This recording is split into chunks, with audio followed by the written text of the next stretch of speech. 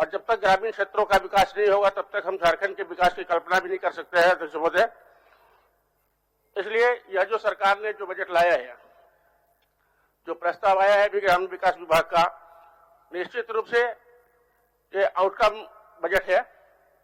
इसमें यह प्रयास किया गया है कि हम जिन मुद्दों के साथ आए हैं सरकार में, उन मुद्दों पर हम काम कर सकें।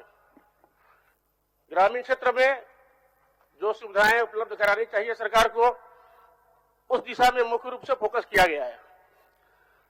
कई माननीय सदस्यों ने इस पर बड़े विस्तार से चर्चा की है। कुछ सदस्य हमारे प्रतिपक्ष के मित्र कह रहे थे कि जो कुछ किया हम लोगों ने किया है, बाकी इस सरकार ने कुछ नहीं किया। पूरा देश जानता है अध्यक्ष महोदय कि इस कोरोना जैसी वैश्विक बीमारी को झेलते हुए एक साल किस प्रकार से बीता है, इसे कोई इनकार नहीं कर सकता। और जिस प्रकार से झारखंड ने इस संघर्ष को झेलने का काम किया और लोगों को सुरक्षित रखा, भूख से मरने नहीं दिया गया, बीमारी से मरने नहीं दिया गया, तो यह एक सफल प्रयास माननीय मुख्यमंत्री जी के निर्देश में इस झारखंड ने किया और देश में एक अच्छी आदर्श स्थिति बनी झारखंड की। यह बात सही है कि इस एक साल के अंदर विकास के बहुत सारे काम नहीं हो पाए, क्योंकि परिस्थिति वैसी थी। जब जीवन सुरक्षित होगा तभी हम विकास की बात कर सकते हैं। इसको मूल मंत्र मानकर सबसे पहला जो लक्ष्य रहा सरकार का कि हम लोगों के जीवन की रक्षा करें। हमारे जो श्रमिक बाहर है उन्हें सुरक्षित वापस लाए, उन्हें घर तक पहुंचाए और उनके रहने खाने की व्यवस्था भी की जाए, दवा की व्यवस्था की जाए। तो इन सारे चीजों पर सरकार का फोकस रहा। उसका नतीजा ये हुआ अध्यक्ष महोदय कि विकास का काम लगभग ठप सा हो गया। ये केवल झारखंड की बात नहीं है, पूरे देश में अगर कहे तो कोरोना ने प्रभावित किया है विकास को।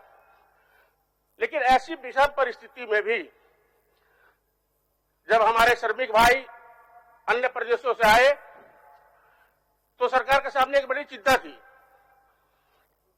कि हम इन लोगों को कैसे सुरक्षित रखें, इनके खाने पीने की व्यवस्था कैसे हो और कहीं ये बेरोजगार इतना नहीं बढ़ जाए कि लोगों के लिए मुश्किल हो जाए।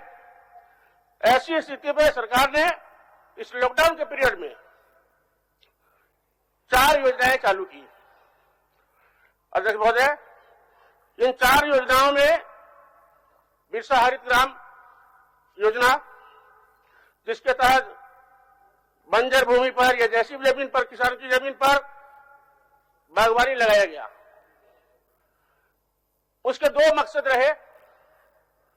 एक, जो हमारे श्रमिक भाई आए हैं उन्हें रोजगार मिल जाए, और दूसरा कि उससे आने वाले समय में किसान को लाभ हो। यह सोच जो है माननीय मुख्यमंत्री जी का बहुत ही सराहनीय रहा।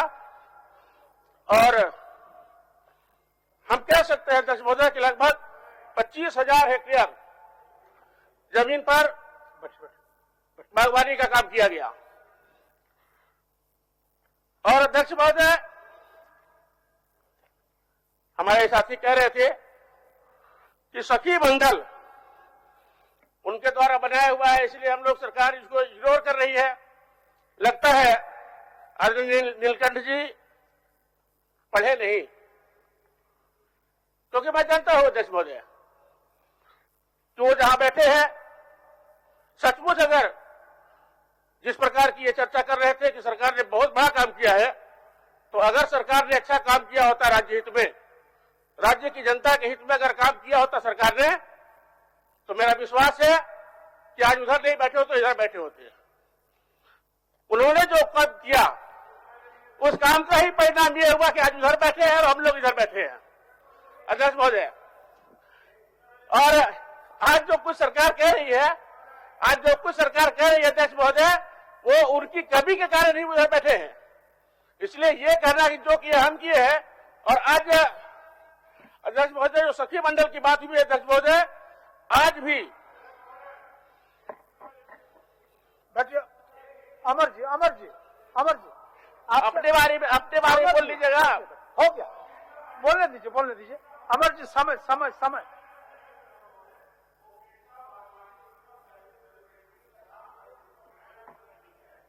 मैं ये कह रहा हूं कि इस लॉकडाउन के पीरियड में जिस प्रकार से ये काम हुआ, ये मुख्यमंत्री जी के पॉजिटिव सोच का परिणाम था। अध्यक्ष महोदय, 1 मिनट बैद्यनाथ जी, आप क्या बोल रहे हैं? ग्रामीण विकास विभाग का पर चर्चा हो रही थी। महोदय, धनबाद जिला अंतर्गत सिंदरी विधानसभा क्षेत्र में धनबाद गोविंदपुर मुख्य पथ से भूलफड़ मोड़ होते हुए विनोद बिहारी महतो चौक, बड़ादहा, रघुनाथपुर मौजा होकर सिंदरी झरिया मुख्य पथ तक जिला का एक लाइन पथ है महोदय। और झारखंड आंदोलन के प्रणेता विनोद बिहारी महतो के गांव मौजा, बड़ादहा, रघुनाथपुर 3 किलोमीटर अभी तक सड़क नहीं बनी है, जिस कारण सिंदरी और धनबाद का दूरी 12 किलोमीटर अभी ज्यादा लोगों को सफर करना पड़ता है। और सरसा कुंडी में महोदय एक पुल का निर्माण का मांग करते हैं सदन में महोदय। उस पुल का निर्माण होने से दोनों राज्य को जोड़ने की। बैद्यनाथ राम जी। अध्यक्ष महोदय, मैं ये बता रहा था अध्यक्ष महोदय कि माननीय सदस्य ने कहा कि सखी मंडल के लोगों को ये सरकार नेगलेक्ट कर रही है, जबकि सच्चाई इसके ठीक विपरीत है। अध्यक्ष महोदय, सरकार ने ग्राम राज्य के सभी ग्रामीण परिवारों की वित्तीय सेवा से पहुंचाने के लिए कार्यरत है। अब तक कुल 2,30,000 सखी मंडलों को सक्रिय निधि के रूप में 345 करोड़ रुपए तथा 1,04,000 सखी मंडल को सामुदायिक निवेश निधि पद में राशि 388 करोड़ रुपए उपलब्ध कराई जा चुकी है। अध्यक्ष महोदय, ऐसी स्थिति में प्रतिपक्ष के साथियों को यह कहना कहीं से उचित नहीं है कि सरकार ने उनकी योजनाओं को बंद कर दिया है। यह सरकार कोई दुर्भावना से काम नहीं कर रही है। अध्यक्ष महोदय, राज्य की जनता की अपेक्षा और हमारी जो सोच, माननीय मुख्यमंत्री जी की सोच रही है, गठबंधन की जो सोच रही है कि हम क्या कुछ देने वाले हैं झारखंड को, ये प्रस्ताव उसका एक प्रतिबिंब है। अभी तक जिन योजनाओं को लेकर प्रतिपक्ष जब सरकार सत्ता में थे उस समय जिन्होंने जिन चीजों को ज्यादा प्राथमिकता दिया, उसी का परिणाम है कि यह सरकार बन सकी है गठबंधन की सरकार। क्योंकि उनके कामों से सब लोग नाराज थे, कहीं न कहीं आक्रोशित थे, और उसके परिणाम स्वरूप माननीय हेमंत जी के नेतृत्व को स्वीकार करते हुए राज्य ने पूर्ण बहुमत दिया। और बहुमत में आने के बाद सबसे पहले जो काम किया गया वो सामने है कि किस प्रकार से यह सरकार ग्रामीण क्षेत्रों को प्राथमिकता दे रही है। क्योंकि हमने पहले कहा कि यह राज्य गांव का राज्य है। 75% आबादी आज गांव में रहती है, और उन गांव के लोगों के विकास किए बिना हम केवल शहरों के विकास की बात सोच भी नहीं सकते हैं। और ये राज्य तभी विकसित होगा।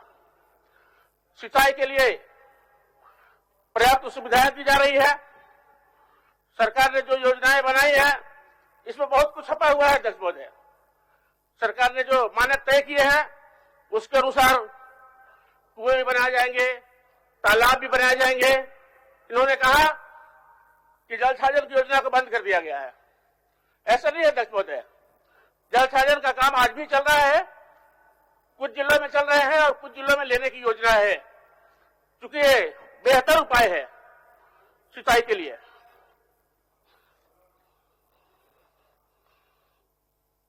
अध्यक्ष महोदय, सरकार ने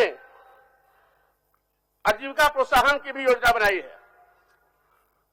हमारे श्रमिक तो मनरेगा योजना के तहत 194 रुपए मिल रहा था केवल। राज्य सरकार ने यह महसूस किया कि उनकी मजदूरी कम है, तो उन्होंने इसे बढ़ाकर 225 रुपए करने का काम किया।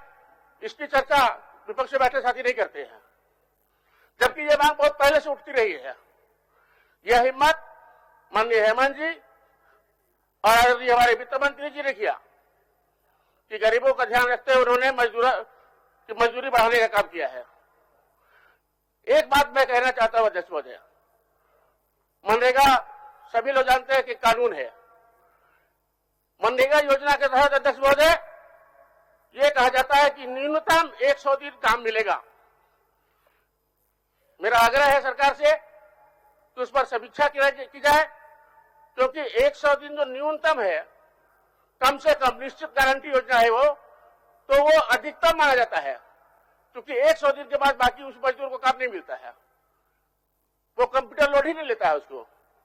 तो ये जो कम से कम 100 दिन कहा गया वो अधिक से अधिक हो गया है, कि अधिक से अधिक 100 दिन काम कर सकते हैं। तो अध्यक्ष महोदय उसमें सुधार की जरूरत है। हमारी कृषि सब महिलाओं को जोड़ने की योजना है दीदी बाली, यह स्वास्थ्य से जुड़ा हुआ विषय है अध्यक्ष महोदय।